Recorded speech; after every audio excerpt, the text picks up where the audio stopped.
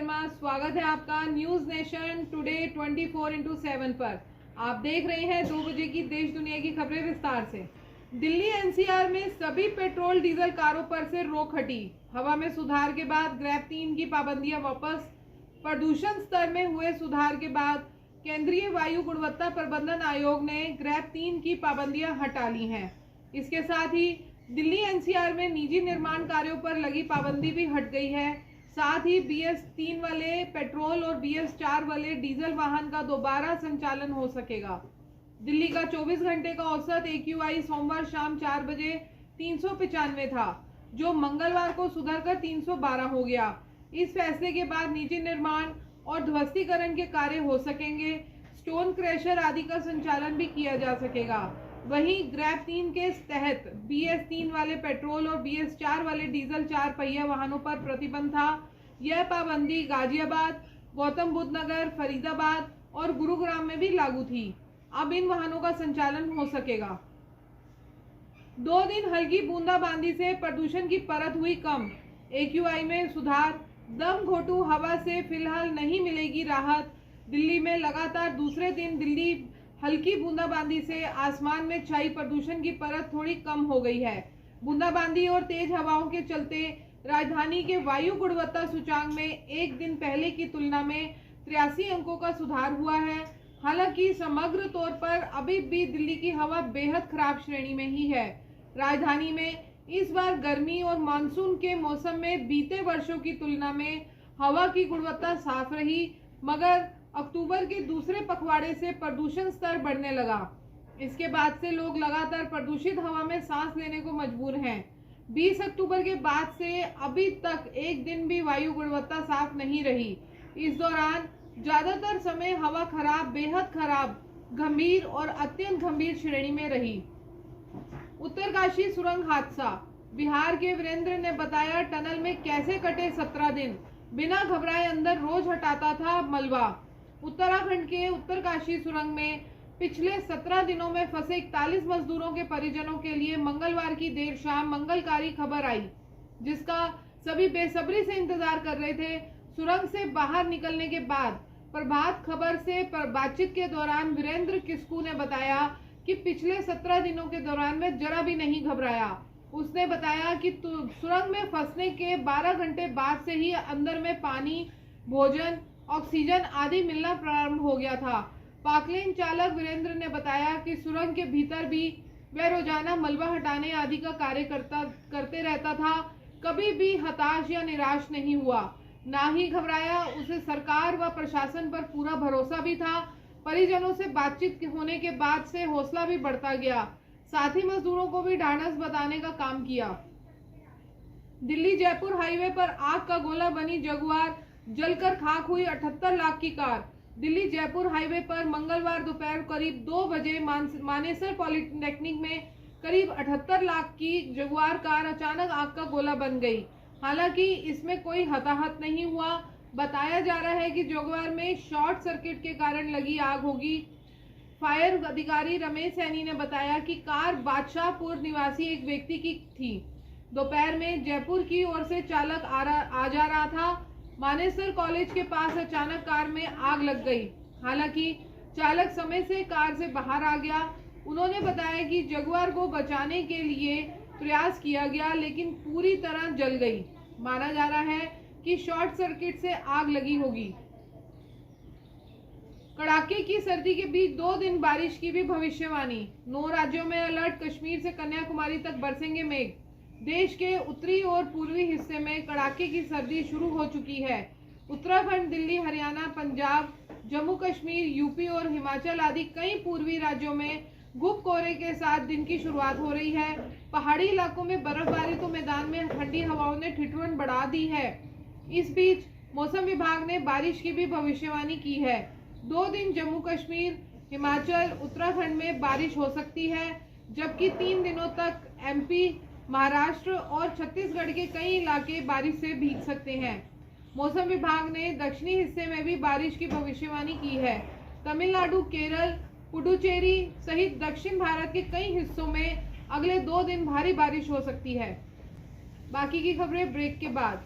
विश्वास, जिंदगी में एक बहुत बड़ा शब्द है, खास करके जब बात होती है जान या हेल्थ की। और जब हेल्थ की बात होती है ना, then I don't take chances. मैं अपने सारे टेस्ट करवाती हूँ ट्रस्टेड लैब से ही, और मेरा पूरा भरोसा है SODL services of diagnostic and laboratory में। नमस्कार, मैं डॉक्टर आद्रिता नाग, ओरल मेडिसिन रेडियोलॉजिस्ट स्पेशलिस्ट। मैं क्लोक डेंटल की जोनल हेड हूँ। क्लोक डेंटल एशिया का लार्जेस्ट डेंटल चेन है और बहुत जल्दी हम 1000 क्लिनिक से ज़्यादा खोलने वाले हैं। मेरा विशेष जो है वो ओरल कैंसर के ऊपर है। आप सभी ने देखा गया है, कई बार आप लोगों को डर है, प्रश्न रहते हैं, जिज्ञासा रहती है ओरल कैंसर के बारे में। तो आप में से किसी को भी कोई प्रश्न रहेगा, हर सोमवार 1 बजे से मुझे कांटेक्ट कर सकते हैं अपने किसी भी प्रश्न के साथ। मैं मरुधर 24 न्यूज़ चैनल में अवेलेबल रहूंगी। Thank you. एक नाम पर ही क्यों अटक गए? दिल्ली के मुख्य सचिव के सेवा विस्तार पर सुप्रीम कोर्ट ने केंद्र से पूछे तीखे सवाल। सुप्रीम कोर्ट ने मंगलवार को दिल्ली के मुख्य सचिव नरेश कुमार का कार्यकाल बढ़ाने पर केंद्र सरकार से सवाल पूछे हैं। अदालत ने पूछा कि क्या आप एक व्यक्ति के ऊपर ही अटक गए हैं? क्या इस पद के लिए कोई दूसरा IAS अधिकारी नहीं है? क्या इस मामले की सुनवाई के दौरान सुप्रीम कोर्ट ने यह सवाल तब किया जब केंद्र सरकार ने अदालत को बताया कि उसने दिल्ली के मौजूदा मुख्य सचिव नरेश कुमार के कार्यकाल को विस्तार देने का फैसला किया है। Chief justice DY Chandrachud, justice JB Pardiwala और जस्टिस मनोज मिश्रा की बेंच ने सॉलिसिटर जनरल तुषार मेहता से सवाल किया, क्या आपके पास कोई अन्य IAS अधिकारी नहीं है जो मुख्य सचिव बन सके? अदालत ने केंद्र सरकार से मुख्य सचिव के कार्यकाल को विस्तार देने के लिए अपनी शक्ति के बारे में विस्तार से बताने के लिए भी कहा।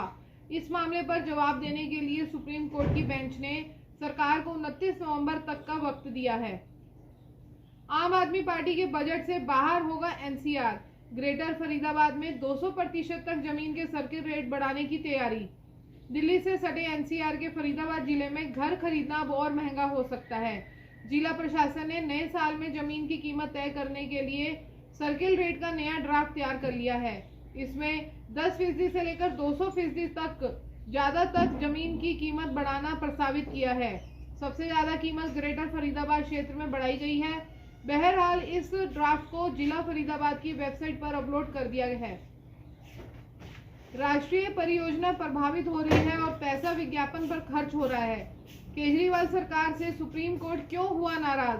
सुप्रीम कोर्ट ने मंगलवार को रीजनल रैपिड ट्रांजिट सिस्टम के लिए दिल्ली सरकार द्वारा अपने हिस्से का पूरा धन मुहैया न कराने पर नाराजगी जताई है। शीर्ष अदालत ने कहा कि इस परियोजना के लिए धन मुहैया कराने के आदेश का आंशिक रूप से पालन करने का कोई औचित्य नहीं है। इसका पूर्ण रूप से पालन किया जाए। जस्टिस संजय किशन कौल और सुधांशु धुलिया की पीठ ने यह टिप्पणी तब की जब दिल्ली सरकार ने कहा कि उसने 415 करोड़ रुपए का भुगतान कर दिया है। पीठ ने कहा कि आदेश के तहत पूरी रकम का भुगतान सुनिश्चित किया जाना चाहिए।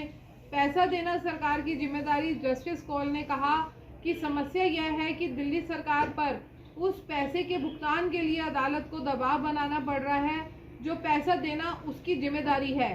पीठ ने दिल्ली सरकार से कहा कि आपको हर हाल में इस परियोजना के लिए अपने हिस्से का पैसा देना होगा। इसके साथ ही पीठ ने मामले की सुनवाई 7 दिसंबर तय कर दी है। कौन है बाबा बौखनाग जिनकी सच हुई भविष्यवाणी? पहले ही कर दी थी 17 दिन बाद मजदूरों के निकलने की बात। उत्तराखंड में सिलक्यारा सुरंग में पिछले 16 दिन से फंसे सभी 41 श्रमिकों को मंगलवार को सकुशल बाहर निकाल लिया गया। चारधाम यात्रा मार्ग पर निर्माणाधीन 4.5 किलोमीटर लंबी सिलक्यारा बड़कोट सुरंग का 12 नवंबर को एक हिस्सा ढहने से उसमें फंसे श्रमिकों को निकालने के लिए युद्ध स्तर पर अभियान चला रहे बचाव कर्मियों को 17वें दिन यह सफलता मिली है। इस सफलता को लेकर लोग वहां के एक स्थानीय देवता बाबा बौखनाथ की चर्चा सोशल मीडिया और खबरों में की जा रही है। 17 दिन तक चले इस अभियान दौरान विज्ञान के साथ ही आस्था का भी सहारा लिया गया। मुख्यमंत्री पुष्कर सिंह धामी ने अभियान के सफल होने का श्रेय बचाव दल की तत्परता, तकनीकी मदद, अंदर फंसे श्रमिकों की जीवटता और बौखनाथ देवता की कृपा को दिया है। स्थानीय मान्यता है कि बाबा भोगनाथ पहाड़ों के रक्षक हैं। सलमान खान की सुरक्षा को लेकर मुंबई पुलिस सख्त, लॉरेंस बिश्नोई की ताजा धमकी के बाद उठाए गए ये कदम। सलमान खान अपनी प्रोफेशनल और पर्सनल दोनों जिंदगी को लेकर सुर्खियों का हिस्सा बनते हैं।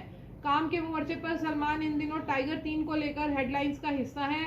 वहीं निजी जिंदगी पर गौर फरमाएं तो कुछ समय पहले कुख्यात गैंगस्टर लॉरेंस बिश्नोई ने कहा था कि अभिनेता गायक गिप्पी गरेवाल के कनाडा स्थित आवास पर सलमान खान के साथ उनके करीबी संबंधों के कारण हमला किया गया था।